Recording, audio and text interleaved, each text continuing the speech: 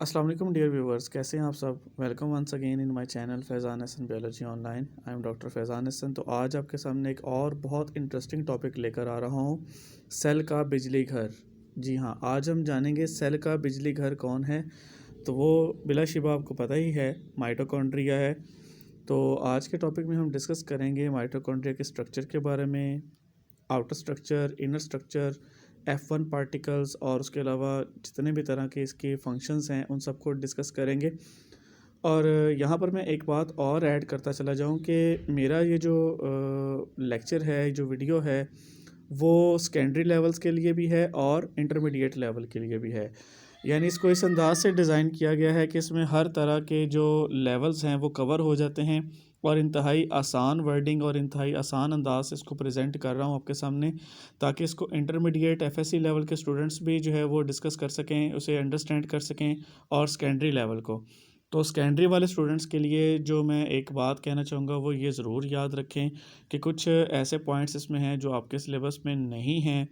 तो इस हवाले से जस्ट आप उनको एज ए इंफॉर्मेशन अपने तौर पर ज़रूर रखें, लेकिन इस पे परेशान नहीं होना कि ये बात तो हमारे कोर्स में नहीं है या कुछ ऐसा नहीं है। तो आपके कोर्स से रेलिवेंट जो बातें हैं सबसे पहले वो मेरे लिए इम्पोर्टेंस रखती हैं। तो आपने उन चीज़ों को जो है अपना फोकस करना है। जो बाकी एडिशनल चीज़ें हैं वो सारे इंटरमीडिएट लेवल्स को टच करती हैं। तो kindly for the intermediate level and secondary level इस वीडियो को एंड तक ज़रूर देखें अगर आप इससे फ़ायदा लेना चाहते हैं, इसको अंडरस्टैंड करना चाहते हैं। तो आज के इस वीडियो में मैंने एक बहुत बहुत ज़्यादा इंटरेस्टिंग फैक्ट इसमें शामिल किया है, जो अब तक यूट्यूब के ऊपर किसी भी एक इंस्ट्रक्टर ने वो बात ऐड नहीं की, किसी ने भी आज तक वो बात आपसे डिस्कस नहीं की होगी। और उस बात का कंसर्न किसी भी लेवल की क्लास के लिए नहीं है और बहुत इंटरेस्टिंग बात है, उसको ज़रूर समझिएगा। और उसमें सबसे बड़ी बात आपको पता चलने जा रही है जो आज की इस वीडियो में, वो ये है कि आपका बुढ़ापा जल्दी क्यों आ जाता है, आपको मुख्तलिफ़ बीमारियां क्यों लग जाती हैं, उसके पीछे क्या ऐसी वजह है। तो वो भी आज आप इस वीडियो के अंदर उस सीक्रेट के बारे में जानेंगे। तो आइए इसको बाकायदा स्टार्ट करते हैं। तो सबसे पहले जो हम आज ऑब्जेक्टिव्स कवर करेंगे उसमें माइटोकॉन्ड्रिया का फंक्शन है, स्ट्रक्चर है, और F1 पार्टिकल्स क्या होते हैं, फंक्शन क्या होता है F1 पार्टिकल्स का, डीएनए का माइटोकॉन्ड्रिया, और चार्ज प्रोडक्शन फैक्ट हम डिस्कस करेंगे। बहुत इंटरेस्टिंग पॉइंट है जो आज आपके सामने मैं लेकर आया हूँ। तो let's start. But before starting our topic, if you are new on my channel and yet you have not subscribed it, so please, it's my request, it's your love if you subscribe and also press the bell icon for the further notification of upcoming latest and informative videos that clears your concept regarding biology. So please subscribe it and press the bell icon. So let's start over here.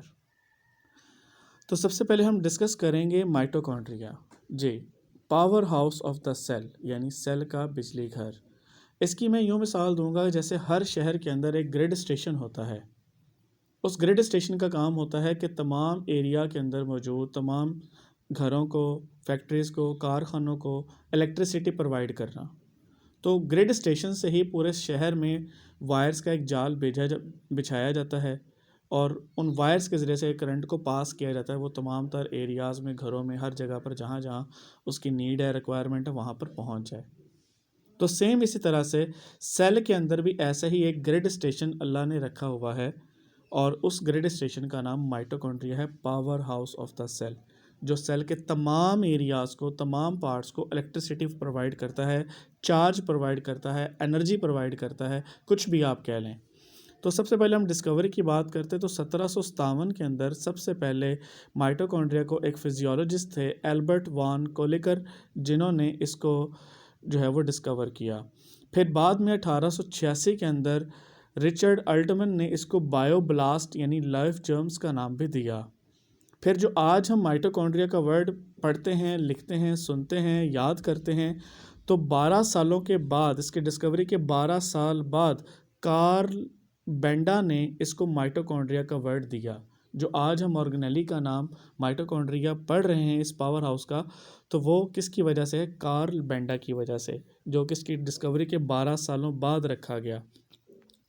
तो यहाँ पर हमारे पास एक mitochondria की एक picture है, तो आप इसका एक क्लोज लुक देख सकते हैं कि इसके अंदर क्या क्या कुछ मौजूद है। तो आउटर मेम्ब्रेन आ जाएगी, इनर मेम्ब्रेन है, क्रिस्टी क्या होते हैं, राइबोसोम्स, स्पेसेस, मैट्रिक्स, डीएनए, सब कुछ इसमें मौजूद होता है। तो सबसे पहले हम डिस्कस करते हैं कि माइटोकॉन्ड्रिया में काम कौन सा होता है। सबसे पहले जो जान लें, माइटोकॉन्ड्रिया के अंदर एक इम्पॉर्टेंट काम होता है, that is called aerobic respiration. Aerobic respiration यानी वो रेस्पिरेशन जिसमें ग्लूकोज के मालिक्यूल्स को या कार्बोहाइड्रेट्स को तोड़ा जाता है by the help of oxygen. Oxygen की मदद से अगर ग्लूकोज की ग्लाइकोलाइसिस की जा रही है तो that is called aerobic respiration, और इसके नतीजे में जो एनर्जी प्रोड्यूस होती है that energy is called ATP, adenosine triphosphate. तो जो हम बात करते हैं ना रेस्पिरेशन की, मैकेनिज्म ऑफ रेस्पिरेशन की, तो मैकेनिज्म ऑफ रेस्पिरेशन के बेसिकली बेटा 3 पार्ट्स होते हैं माय डियर व्यूवर्स, 3 पार्ट्स होते हैं। इसमें एक होता है ग्लाइकोलाइसिस, एक होता है क्रेब्स साइकिल, और एक होता है इलेक्ट्रॉन ट्रांसपोर्ट चेन। तो जो ग्लाइकोलाइसिस होती है वो आपके साइटोप्लाज्म में हो रही होती है, और जो बाकी 2 प्रोसेस हैं, क्रेब्स साइकिल है, इलेक्ट्रॉन ट्रांसपोर्ट चेन है, वो आपकी परफॉर्म होती है माइटोकॉन्ड्रिया के अंदर। तो ये तीनों रिएक्शंस को कलेक्टिवली हम कहते हैं रेस्पिरेशन। Is it clear? तो माइटोकॉन्ड्रिया के अंदर रिएक्शंस का मकसद क्या है, क्योंकि ये मेन एनर्जी प्रोड्यूसर है, मेन एनर्जी प्रोड्यूस करता है, एटीपी बनाता है, तो इसलिए माइटोकॉन्ड्रिया के स्पुर्द ये बात जाती है। तो नेक्स्ट आगे देख लेते हैं इसकी स्ट्रक्चर के बारे में। तो स्ट्रक्चर की अगर हम बात करें तो mitochondria is a double membrane bounded structure. Outer membrane is very smooth, outer membrane is smooth but the inner membrane makes a folding, यानी अंदर वाली मेम्ब्रेन की इस तरह से ये तहें लगी हुई हैं, और इन तहों को हम कहेंगे क्रिस्टाई। इनको हम क्या कहेंगे? Cristae.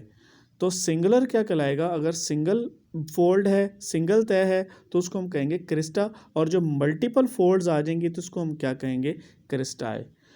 Outer membrane is smooth but the inner membrane makes many in foldings, बहुत सारी इसकी तहें लगी हुई हैं, तो इन तहों को हम क्या कहेंगे? क्रिस्टाई। जैसे यहाँ पर ये मैंशनड भी है, क्रिस्टाई। अब इन मेम्ब्रेन्स के अंदर इन तहों के दरमियान में जो स्पेस है that is called mitochondrial matrix. Mitochondrial matrix इसे कहते हैं, और इसके अंदर एक फ्लूइड होता है that is called mitochondrial fluid. So अभी जैसे हमने अब इसके हम बात करते हैं फंक्शंस के बारे में, तो फंक्शन में आ जाएगा मेम्ब्रेन का फंक्शन। इससे एक जो है this serve to increase the surface area of inner membrane. इन फोल्डिंग्स की वजह से क्या होता है कि जो सरफेस एरिया वो बढ़ जाता है। फॉर एग्जांपल अगर एक चीज़ है ना वो काफ़ी ज़्यादा मतलब कह लें कि फॉर एग्जांपल हमारे पास एक कपड़ा है, कपड़े की एक कपड़ा है, तो उसको हमने किसी जगह पर बिछाया हुआ है, तो उसकी वजह से वो काफ़ी ज़्यादा एरिया कवर करता है। तो अगर हमें उसे कपड़े को एक अपना नैरो सी चीज़ के अंदर अगर उसे रखना हो तो हमें उसकी बहुत सारी तहें लगाकर तंग सी जगह पे रखना होगा। तो माइटोकॉन्ड्रिया एक बड़े स्मॉलर से स्ट्रक्चर है, तो अंदर वाली मेम्ब्रेन का सरफेस एरिया इतना ज़्यादा है कि उसको जो है फोल्ड करना पड़ा ताकि वो ज़्यादा से ज़्यादा सरफेस एरिया को कवर कर सके और ज़्यादा से ज़्यादा अच्छे अंदाज से केमिकल एक्टिविटी को परफॉर्म कर सके। ठीक है, तो ये हमारे पास इसके आ जाएगा मेम्ब्रेन्स की फ़ायदा। जो रिएक्शंस को चूँकि इसके अंदर परफॉर्म हो रहे होते हैं, इनर मेम्ब्रेन में परफॉर्म हो रहे होते हैं, तो इस वजह से जो है ये ज़्यादा इम्पॉर्टेंस रखती है और ज़्यादा सरफेस एरिया कवर करती है। तो नेक्स्ट आगे चलते हैं, हम बात करते हैं आगे F1 पार्टिकल्स की वजह से। तो माइटोकॉन्ड्रिया के स्ट्रक्चर के अंदर अगर आप गौर करें तो यहाँ पर आपको इनर मेम्ब्रेन के अंदर इस तरीके से F1 पार्टिकल्स नज़र आते हैं। ये जो आपको बड़ा करके यहाँ पर ब्राउन कलर के पार्टिकल्स जो आपको दिखाई दे रहे हैं इस एरिया के अंदर, ये जो ब्राउन से कलर के पार्टिकल्स हैं, अगर आप इनको गौर करें तो ये ब्राउन से पार्टिकल्स कॉल्ड F1 पार्टिकल्स, इन्हें F1 पार्टिकल्स कहा जाता है। ये वाले इन क्रिस्टाई के अंदर वाली मेम्ब्रेन्स में, सारी मेम्ब्रेन्स में ये पार्टिकल्स मौजूद होते हैं। तो इन पार्टिकल्स को अगर हम बड़ा करके देखें तो इसकी ये जो एक नॉब लाइक स्ट्रक्चर है, एक नॉब की तरह, नॉब समझते हैं जैसे हमारे पास वॉशिंग मशीन का ऊपर एक बटन होता है जिसे हम पूरा रोटेट करते हैं उसे नॉब कहते हैं, या जो पेडिस्टल फैन के पीछे एक बटन होता है उसे नॉब कहते हैं। ठीक है, तो उसका जो आगे वाला जो गोल सा एरिया इसे F1 पोर्शन कहेंगे और जो पीछे एक बारीक सा एरिया उसे F0 पोर्शन कहेंगे। तो ओवरऑल कलेक्टिवली इसे F1 पार्टिकल्स कहते हैं। तो F1 पार्टिकल्स का बेसिकली फंक्शन क्या है? F1 पार्टिकल्स जो हैं वो प्रोटीन पार्टिकल्स, ये प्रोटीन पार्टिकल्स होते हैं, यानी खुद प्रोटीन से बने होते हैं, और इसके अलावा ये माइटोकॉन्ड्रियल मेम्ब्रेन के अंदर मौजूद होते हैं। और इनका असल बेसिकली काम क्या होता है, actual site of ATP production in mitochondria. जो माइटोकॉन्ड्रिया जिसे हम power house of the cell कहते हैं ना, power house of the cell कहते हैं, तो असल में माइटोकॉन्ड्रिया के अंदर ये F1 पार्टिकल्स ही तो हैं जो एटीपी यानी जो मेन सेलुलर एनर्जी करेंसी है, जो सेल की असल एनर्जी है उसको पैदा करना इसका काम है। तो ये F1 पार्टिकल हमारे पास मौजूद है, तो ये उसकी एक केमिकल स्ट्रक्चर है। तो मेम्ब्रेन्स के अंदर ये इस तरह से लगे होते हैं और यहाँ पर ये हमारे पास कुछ इस तरह से मौजूद होते हैं। तो ये वाला पोर्शन जो है इसका, दिस वन, ये सारा F1 पार्टिकल्स है और ये नीचे वाला F0 पार्टिकल है। तो ये इसके दो पार्ट्स हैं। उसका उन्होंने हमें केमिकल एनालिसिस भी दिखाया हुआ है, उसका स्ट्रक्चरल एनालिसिस भी दिखाया हुआ है। तो आप कह सकते हैं कि माइटोकॉन्ड्रिया के अंदर असल जो मशीनरी है जो काम कर रही है, एटीपी को प्रोड्यूस कर रही है, एनर्जी को प्रोड्यूस कर रही है, so that is one and only F1 particles, वो F1 पार्टिकल्स हैं। तो नेक्स्ट आगे चलते हैं। तो यहाँ पर एक और इंटरेस्टिंग बात आपके लिए है कि माइटोकॉन्ड्रिया एक ऐसी ऑर्गेनेली है जिसका अपना डीएनए है और उसके अपने राइबोसोम्स हैं। माइटोकॉन्ड्रिया के अंदर अपने राइबोसोम्स होते हैं। यहाँ पर आपको गोल्ड से कलर के, ये ऑरेंज से कलर के, गोल्ड से कलर के ये पार्टिकल्स नज़र आ रहे होंगे। दीज आर कॉल्ड, इनको हम क्या कहेंगे, ये वाले दिस वन, ये जहाँ जहाँ पे मैंने डॉट्स लगाई हैं, एरो लगाई हैं, सर्कल किए हैं, दीज आर द राइबोसोम्स, ये राइबोसोम्स हैं, ठीक है, जो माइटोकॉन्ड्रिया के अपने राइबोसोम्स हैं। तो इनके अपने राइबोसोम्स इनको प्रोटीन सिंथेसाइज करके देते हैं इसके स्ट्रक्चर को मेंटेन करने के लिए, और माइटोकॉन्ड्रिया का अपना डीएनए मौजूद है। तो याद रख लें एक और बड़ी इंपॉर्टेंट बात कि ऐसी जितनी ऑर्गेनेलीज हैं सेल के अंदर जिनका अपना माइटोकॉन्ड्रिया होता है, they are called self replicating organelles, उन्हें सेल्फ रेप्लिकेटिंग ऑर्गेनेलीज कहा जाता है। यानी वो कभी भी किसी भी अपने डीएनए होने का उनका ये फ़ायदा होता है कि वो अपनी तादाद को बढ़ा सकती हैं। सेम लाइक जैसे जब माइटोसिस का प्रोसेस होता है तो सेल डिवाइड करता है, तो डिवाइड होने से पहले जब एक तैयारियों का फेज़ आता है जिसे इंटरफेज़ कहते हैं, तो इंटरफेज़ के अंदर एक स्टेप होता है जिसे G1 फेज़ कहते हैं। तो G1 फेज़ के अंदर जब सेल जाता है ना, फर्स्ट गैप में जाता है, यानी सेल जब अपने आप को डिवाइड करने लगता है तो उससे पहले वो तैयारियां करता है अपने आप को डिवाइड करने से पहले। तो वो जो प्रोसेस होता है, तैयारियों का जो सिलसिला होता है उसे इंटरफेस कहते हैं। तो इंटरफेस की पहली स्टेज है G1। तो G1 फेज़ में जो सेल होता है ना, वो अपने कुछ ऑर्गेनेलिस की तादाद को बढ़ाता है जिसमें माइटोकॉन्ड्रिया होते हैं और राइबोसोम्स होते हैं। तो माइटोकॉन्ड्रिया की तादाद बढ़ना शुरू हो जाती है। तो वो बढ़ती कैसे है, बिकॉज माइटोकॉन्ड्रिया अपने आप को डिवाइड करता है सबसे पहले अपनी तादाद को बढ़ाने के लिए, अपने जैसे और माइटोकॉन्ड्रिया बनाता है। तो अपने जैसे माइटोकॉन्ड्रिया और कैसे बना लेता है, बिकॉज उसका अपना डीएनए होता है। Is a clear? ये हमारे पास सेल है, सेल के अंदर ये माइटोकॉन्ड्रिया था, इसको यहाँ पर जूम करके बनाया गया, फिर उसके साथ आगे ये माइटोकॉन्ड्रिया आ गया। तो mitochondria are also called self replicating organelle because it contains its own DNA. Okay, तो नेक्स्ट इसके बाद एक सबसे अहम तरीन बात जो यहाँ पर डिस्कस करने जा रहा हूँ, क्या आपको पता है, फैक्ट आपके सामने डिस्कस करने जा रहा हूँ जो आज से पहले आज तक यूट्यूब के ऊपर किसी भी इंस्ट्रक्टर ने, किसी भी यूट्यूबर ने आपको इंट्रोड्यूस नहीं कराया, नहीं बताया। तो आज आपको मैं फर्स्ट टाइम बताने जा रहा हूँ। क्या आपको पता है कि माइटोकॉन्ड्रिया जो है वो एक करंट प्रोड्यूस करता है, एक चार्ज प्रोड्यूस करता है, और उस चार्ज की रेशियो कितनी है? सो आइए, जी हाँ, जो power house of the cell है माइटोकॉन्ड्रिया, वो एक सेल के अंदर 70 से 80 मिली वोल्ट चार्ज प्रोड्यूस करता है, और जो एनर्जी इसके अंदर होती है, that energy is called scalar energy. Mind it, keep in your mind my dear viewers, first time I like to share it you, nobody share it to you yet before. तो 70 to 80 milli volt charge होता है, 70 से 80 milli volt current कह लें या charge है, वो mitochondria produce करता है। और वो एनर्जी जो हमारी बॉडी के अंदर मौजूद है, that is called scalar energy, जो इसको चार्ज करती है। याद रखें कि अगर किसी भी इंसान की बॉडी के अंदर अगर आप किसी न किसी तरीके से माइटोकॉन्ड्रिया के 70 to 80 मिली वोल्ट इस करंट की प्रोडक्शन को अगर आप मेंटेन कर लेते हैं ना, तो यकीन करें आपको जल्दी ज़िंदगी में बुढ़ापा नहीं आएगा। अगर एक इंसान मुख्तलिफ बीमारियों की तरफ जा रहा है, ठीक है। तो उसकी वजह क्या होती है, या वो तेज़ी के साथ बुढ़ापे की तरफ जा रहा है, तेज़ी के साथ मुख्तलिफ बीमारियों के अंदर आए दिन घिरा रहता है, तो उसकी सबसे बड़ी वजह ये होती है कि उसके अंदर सेल के अंदर ये चार्ज प्रोड्यूस होना कम हो जाता है।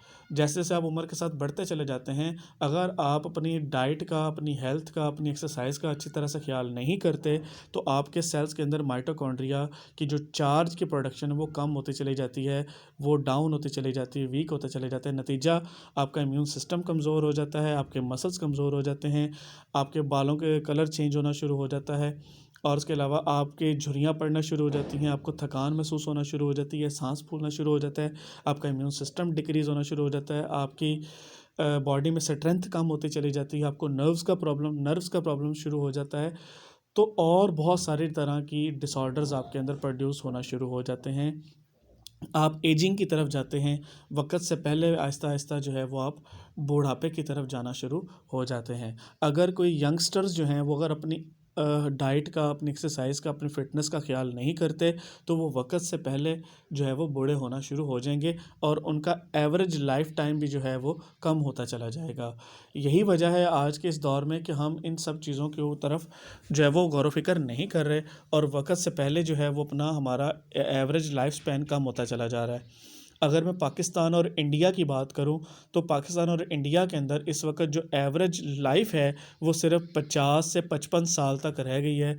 आप देख सकते हैं कि कितने लोग हमारे इर्द गिर्द जिनकी डेथ होती हैं, तो ज़्यादातर उनमें इसी एज के ज़्यादातर जो लोग हैं वो पाए जाते हैं। 40 से 50 या 50 से 55 के दरमियान जो लोग हैं वो ज़्यादा उनकी डेथ रेशो देखने को मिल रही है। तो इन चीज़ों का ख्याल रखें, तो अपनी डाइट, अपनी फ़िटनेस, अपनी एक्सरसाइज, इन सब चीज़ों को मेंटेन करें। तो 70 to 80 मिली वोल्ट आपका सेल जो है उसके अंदर माइटोकॉन्ड्रिया ये इतना करंट, ये इतना चार्ज प्रोड्यूस करता है। जैसे जैसे ये चार्ज डाउन होता चला जाएगा, वैसे वैसे आपकी बॉडी डाउन द वर्ड जाएगी, बुढ़ापा आएगा, मतलब बीमारियाँ आएंगी, क्रोनिक डिजीज़ भी लाक होंगे, आपका इम्यून सिस्टम वीक होगा, बेशुमार मसाइल इसी प्रोडक्शन की वजह से, कमी की वजह से होना शुरू हो जाते हैं।